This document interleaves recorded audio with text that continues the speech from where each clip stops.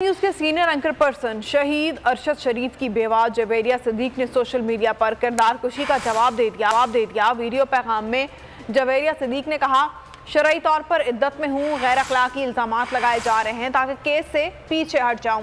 पहले भी सियासत ने मुझसे मेरा शौहर छीना, अब बेवगी में सर से चादर ना छीने।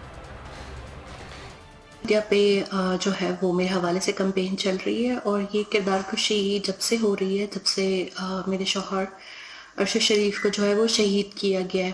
पहले भी कैंपेन हुई नवंबर में, ऐसी कैंपेन हो रही है जिससे मेरे खिलाफ जो है वो मजहबी जज्बात को उभारा जा सके और गंदे इल्जामात लगाए जा रहे हैं, जबकि मैं इस वक्त इद्दत में हूँ और मैं मुकम्मल शरई इद्दत कर रही हूँ।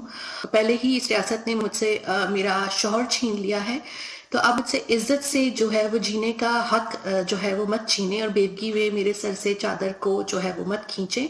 बहुत अफसोसनाक ट्रेंड है और मुझे यहाँ आकर एक तरदीद करनी पड़ रही है या अपने इद्दत का सबूत देना पड़ रहा है। ये भी बहुत बड़ा सवालिया निशान है। तुर्की और